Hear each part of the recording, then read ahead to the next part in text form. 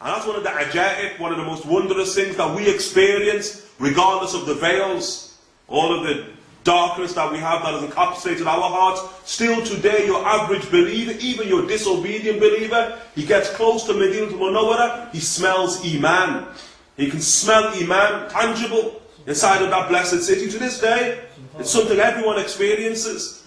Despite us, this doesn't need a level of wilayah. This needs what? The smallest amount of faith inside of your heart, so that it attaches to the faith that Allah subhanahu wa ta'ala has placed inside of that blessed city. This is an amazing city, a really protected city. And were we to understand the sanctity of that city, we like the likes of Al-Bur'i, rahimahullah ta'ala, imams who, when they're brought to the outskirts of Medina to Munawwara, they fall conscious. The great imam of the Sudan, Al-Bur'i, falls unconscious, okay, on the outskirts of Medina. What's wrong with the imam? They don't know. Until what? They take him away from Medina, and he comes to, he wakes. Turn him back to Medina, unconscious. He's on the outskirts. Comes to, take him away. They keep oscillating between the outskirts of the city, hasn't entered the city, and the direction that heads you away from what? From Medina to Munawwara. This is the power of the reality of that city. Until eventually he's able to what? To gather himself, such that they're able to take him inside of Medina to Munawwara. This is our history, sacred history about sacred beings. They take him inside of Medina to Munawwara. He gets in front of the Shubbak, the actual what? Tomb of the Messenger ﷺ, and he dies. What type of reality is that? What type of heart did he have? Radiallahu ta'ala anhu wa arda. These great people, you see their sensitivity of the reality of faith was something else, something completely different. And in that sense, we always use that as a criterion to understand the great generation of Sahaba in and of themselves. It tells us about the nature of the companions, because it was only right that every single companion should die in the presence of the Messenger of Allah sallallahu alaihi wasallam. If you understood the power of Sayyidina Muhammad sallallahu alaihi wasallam, if you understood it. But you have great hearts, as in the hadith in the Musnad of Ahmad ibn Hanbal. Allah Ta'ala chose those hearts, every single Sahaba, companion, to be around the Messenger sallallahu alaihi wasallam, such that they're able to sit there and withstand the magnificence, the majesty of the Prophet sallallahu alaihi wasallam in and of himself. And ponder that people find it difficult. We have a history of people dying at the Kaaba.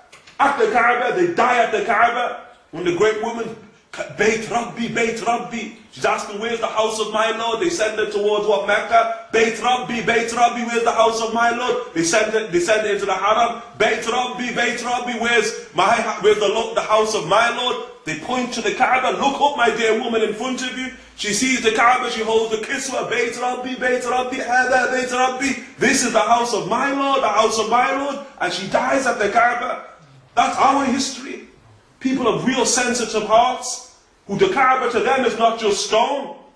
The Kaaba to them is a living reality. It's the jelly of the Kaaba in and of itself.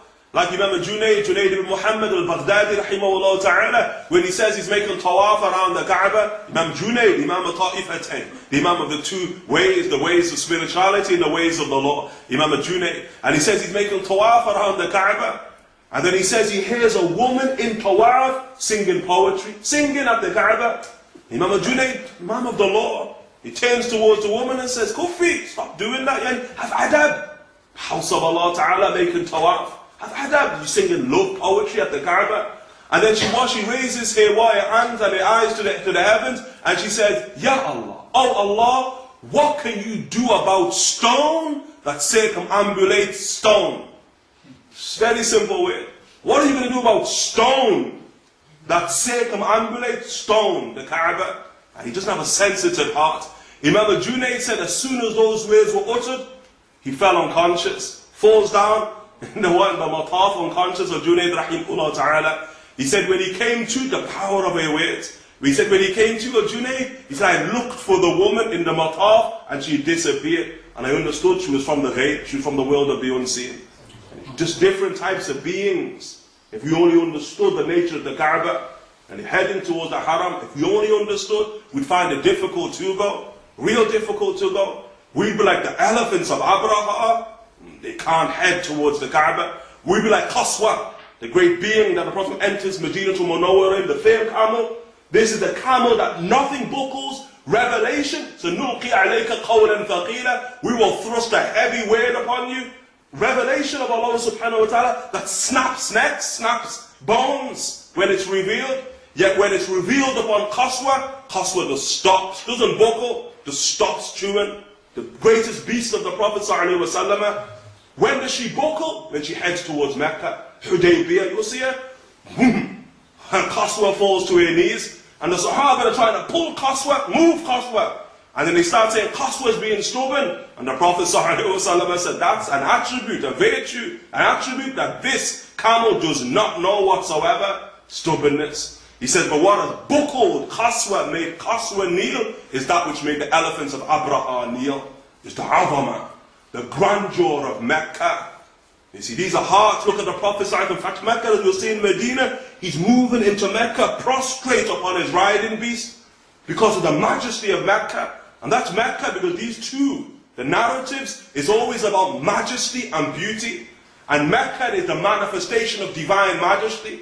If you understood the nature of Mecca, you go into Mecca, you book a'naq al-jababira, it breaks the necks of tyrants. That's the nature of Mecca, powerful place. And those who have sensitive hearts, mashallah, tabarakallah, they feel that, the sensitivity of Mecca, difficult to enter into it.